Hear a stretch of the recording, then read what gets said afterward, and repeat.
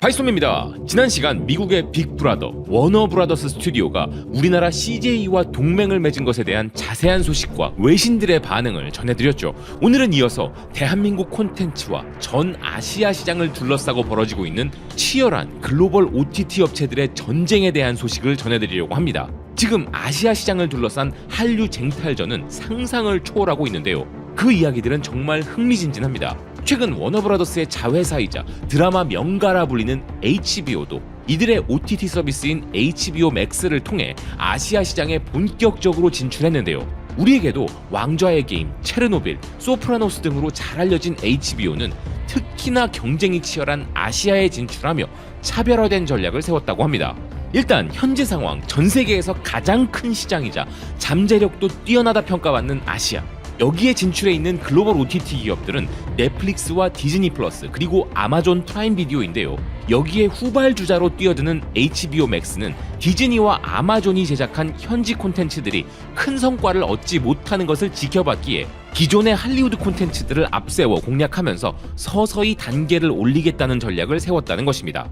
이 소식을 전하는 매체 버라이어티는 넷플릭스가 한국에서 눈부신 성공을 거둔 것이 발단이 되어 다양한 OTT 업체들이 앞다투어 또 다른 한국을 찾아 아시아 현지 콘텐츠 제작에 혈안이 된 바 있었지만 그에 상응하는 투자 실적이 나오지 않자 모두들 그 전략을 접고 있음을 지켜본 HBO는 아시아 콘텐츠 제작에 섣부른 투자를 하지 않겠다고 결정했음을 전했는데요. 매체는 아마존과 디즈니가 웅장한 동남아시아 투자 계획을 발표했었지만 시원찮은 성적을 거두면서 콘텐츠 투자를 줄인 반면 한국 프로그램에 확실한 우위를 점하고 있는 넷플릭스는 이를 토대로 일본과 태국에서도 확장해 나가고 있는 상황인데 HBO는 넷플릭스의 길과 디즈니 플러스의 길, 그 선택의 기로에서 넷플릭스의 길은 미리 포기했다는 것입니다. 그래서 우리나라에서는 현재 티빙을 통하여 한국 시청자들을 만나는 것을 협의 중에 있다고 하는데요. 즉 넷플릭스의 한국 투자 성공을 보고 다른 아시아 지역에서 같은 전략을 펼친 기업들 중 성공 사례가 없기 때문에 그 전략은 피하겠다는 HBO이지만 정작 한국에서 넷플릭스와의 경쟁도 너무 버겁기 때문에 그것도 포기하고 또 다른 방법을 시도하겠다는 것이죠. 좋은 콘텐츠들이 많아서 이미 국내에도 많은 팬을 보유한 HBO이기에 한국에서 넷플릭스와 정면 승부를 해준다면 우리에게는 좋은 일이겠습니다만 토종 OTT들과 넷플릭스의 경쟁도 이미 치열한 한국 시장에서 HBO는 이들을 뛰어넘을 자신이 없다는 판단을 한 것인데요. 그래도 완전히 한국 콘텐츠를 포기할 수는 없었던 HBO는 HBO 아시아를 통해 이태원 클라스의 대만판 리메이크를 방영할 예정이라고 합니다. 아시아를 아예 한류 콘텐츠 없이 공략한다는 것은 매우 힘들다는 것을 아는 HBO이기에 우회 전략을 펼친 것이죠. 하지만 HBO가 이런 전략을 잡은 것은 나름의 시장 분석이 있었기 때문일 텐데요. 이를 정말 잘 보여주는 것은 아시아와 중동의 16개국에서 넷플릭스와 대등한 경쟁을 펼치는 홍콩 업체 VIU의 한류 전략입니다. 우리나라에서는 직접 서비스가 되지 않아 우리에게는 생소한 기업이지만 이 업체는 동남아시아 OTT 시장의 맹주로서 그곳에서는 넷플릭스에게도 밀리지 않은 엄청난 위력을 갖고 있는데요. 그런데 VIU의 웹사이트를 들어가 보면 아주 흥미로운 것이 있습니다. 그것은 바로 VIU 플랫폼의 첫 메뉴가 한국 드라마라는 점인데요. 한국과 일본의 콘텐츠들은 그 뒤를 따르고 있었습니다. 그리고 우리나라 방송국 콘텐츠들을 거의 실시간급으로 제공하는 것이 VIU의 가장 큰 경쟁력이라고 하는데요. VIU는 국내 토종 OTT 수준으로 한류 콘텐츠들을 서비스하고 있는 것이죠. 그래서 대부분의 VIU 구독자들은 한류 콘텐츠 때문에 이 플랫폼을 이용한다는 것입니다. VIU는 이렇게 한류 콘텐츠가 동남아시아와 중동에서 가장 큰 파급력을 가지고 있음을 일찌감치 깨닫고 한류로 승부수를 띄워 대성공을 거둔 케이스인데요.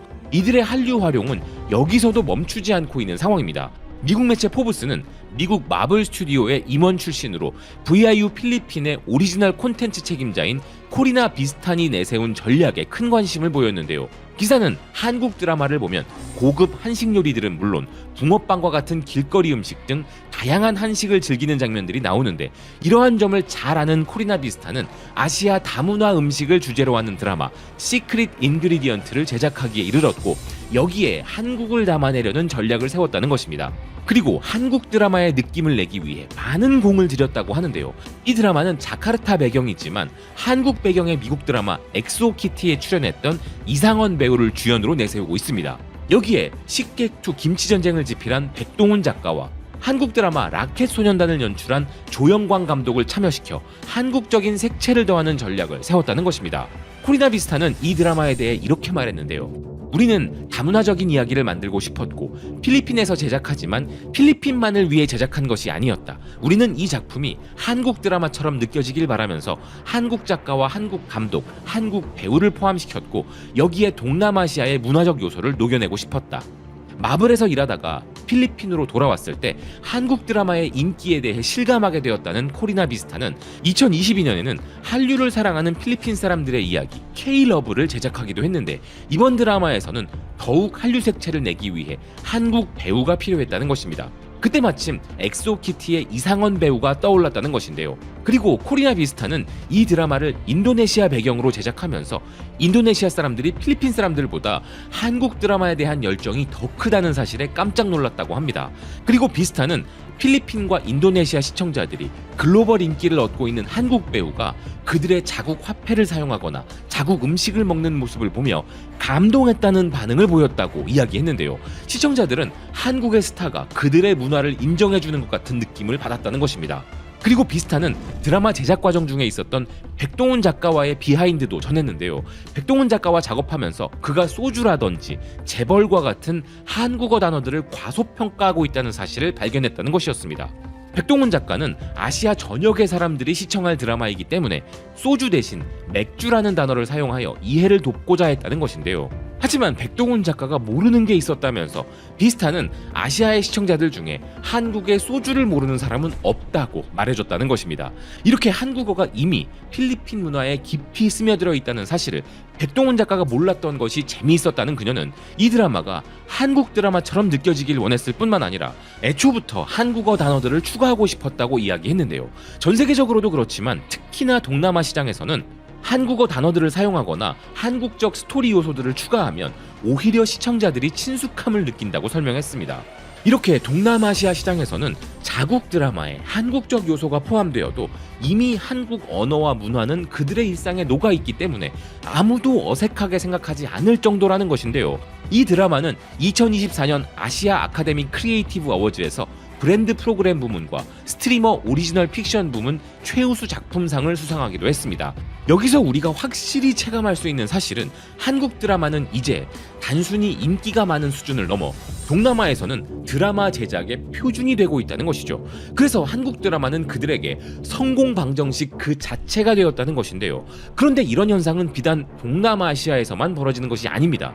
우리나라의 작품들은 그야말로 잘 만든 것의 기준, 글로벌 표준이 되어가고 있는 상황인데요. 실제로 이거 한국 작품 보는 것 같다 라는 말은 이제 세계적으로 최상급의 극찬이라는 것입니다. 파키스탄 매체 두니아누스는 파키스탄의 주요 채널 중 하나인 ARY 디지털이 최근 제작한 드라마의 높은 인기에 대해 보도했는데요. 이 드라마를 본 시청자들이 한결같이 내놓는 칭찬이 바로 이거 한국 드라마 같다 였다는 것입니다. 이 드라마에 나오는 호텔 배경의 로맨틱한 장면은 한국 드라마 킹더랜드와 유사하고 스토리라인과 캐릭터들의 특징 또한 킹더랜드와 비교되고 있다는 것인데요. 시청자들은 이 작품이 K-드라마에서 영감을 받은 것 같아서 기쁘다는 반응도 보였고 킹더랜드의 리메이크가 아니냐는 반응도 보였다는 기사입니다. 이렇게 한국 드라마와 비슷한 분위기만 풍겨도 엄청난 인기를 얻게 되고 한국 드라마와 비슷하다는 언급이 나오면 그 자체만으로도 화제가 된다는 것인데요. 파키스탄의 이웃나라 인도에서도 이런 유사한 일이 벌어지고 있었습니다. 인도인들에게 큰 사랑을 받고 있는 스릴러 장르 영화 키슈킨다 칸담이 OTT를 통해 공개되었다는 소식을 전하는 인도 매체 M9은 이 작품의 인기 비결을 이야기하면서 한국을 언급했는데요. 기사는 클라이맥스로 나아가는 이 영화의 점진적 전개 과정이 세계적으로 능숙함을 인정받는 고품질의 한국 스릴러를 연상시켰다는 것이었습니다. 기사는 이 작품이 현란한 액션이 빈번한 전형적인 상업 영화가 아니라면서 이 영화는 의도적으로 서서히 타오른다는 의미의 슬로우번 스릴러로 설계되었다고 소개했는데요. 그러면서 이 작품이 잘 만들어졌다는 확실한 비유로 이 작품은 한국 영화의 고전 명작 살인의 추억을 떠올리게 한다고 이야기했습니다. 이런 사례를 통해 우리가 알 수 있는 점은 이제 한류 작품들은 단순히 인정받는 것을 넘어 하나의 독보적인 스타일과 별도의 장르로 평가받고 있다는 사실인데요. 거기에 더해 놀랍게도 한국 작품이 잘 만들었다는 것의 기준이 되어버린 시대에 우리는 살아가게 되었습니다. 한류 콘텐츠를 둘러싸고 아시아에서 벌어지고 있는 전쟁, 이 소식의 마지막을 장식할 기업들은 넷플릭스와의 경쟁에서 자본적으로는 결코 뒤지지 않는 아마존과 디즈니인데요. 다음 시간에는 우리가 모르는 사이 넷플릭스보다 더 한류에 집중하면서 파격적인 결정을 내리고 있는 아마존에 대한 소식과 넷플릭스의 한국 독점을 인정할 수 없어서 다른 지역에서의 투자를 줄여서라도 한국에서 본격적으로 넷플릭스 때려잡기를 시작하겠다고 선언한 디즈니에 대한 놀라운 이야기를 이어가도록 하겠습니다. 시청해주셔서 고맙습니다. 또 뵙겠습니다.